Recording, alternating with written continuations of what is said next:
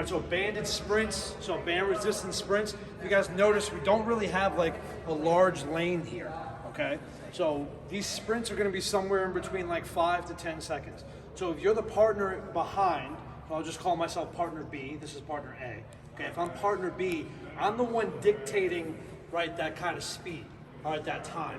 So you're gonna have to, right, figure out a way to communicate with your partner, right? What do they want? Do they want 10 seconds of sprint time, 5 seconds of sprint time, or something in between? I want it to feel natural, and I don't want you guys to really slow down a lot. So this shouldn't really be like a slow kind of knee raise drag all the way to the end. I want you to go fast, right? I just want you to pay attention to some technical things. Can I get you to hold this? Just like that. All right. So what we're going to do is we're going to get toes, both toes on the line. So Ben's going to stand nice and tall. All right. And I want you to look at the shape that his body is in. All right. So I want you to be nice and vertical, nice and tall. I don't want you to start going into this position. So we see a lot of people when they step off for a ruck or a run, what do they lead with, right? Chest goes this way, butt goes behind them, okay? I don't want you to load the body that way. I want you to try to keep your rib cage on top of your hips as you fall forward, right? So as you're sprinting, you're staying nice and vertical, right? We're not collapsing with the spine, okay? So shoulders back, all right? If you need to check the hips, squeeze the glutes, right? That will extend your hip, push your hips forward, all right? And you have this monster band right here, right? But you can use as a tactile cue to push away. So now I got my hips extended and now I'm in alignment, right? Our two-hand rule, okay? So once we get there, partner A, right? Partner B, make sure you communicate. We're gonna start leaning forward, we're gonna fall, we're gonna start to sprint. And as we sprint, I want you to pay attention to two things. We'll go lower body mechanics first, then upper body. So lower body, I want you guys to make contact, right? So just do some marches in place, right? Get a little bit of tension with the band, yeah. Right? So if you notice, right, Ben's bringing his thigh up, right, to about just below parallel. So that's kind of the angle we want when we're sprinting, all right?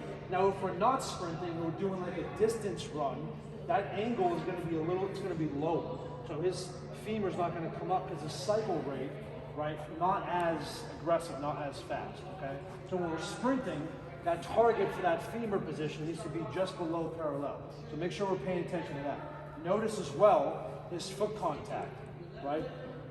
Center of his foot, center of mass, or his ankle to the front of his ankle, right under his body, right? So he's not making contact out here at the front, right? He's not behind his body, okay? He's making contact right underneath. When you do this, this should feel springy. So if you guys jumped rope before?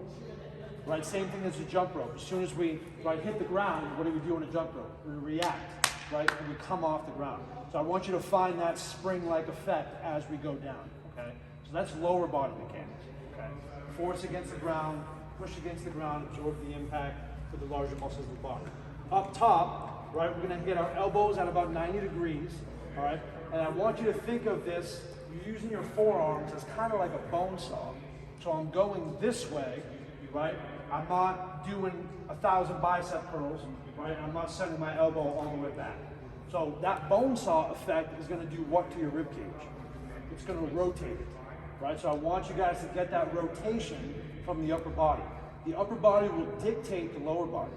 What does that mean? That means as we're rotating, right, we're working as a system to create torque and power, all the way from the toes, all the way up to the top of the head, all right? So make sure we're rotating and we're focused on this, okay?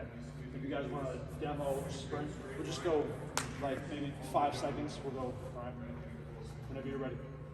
Yep.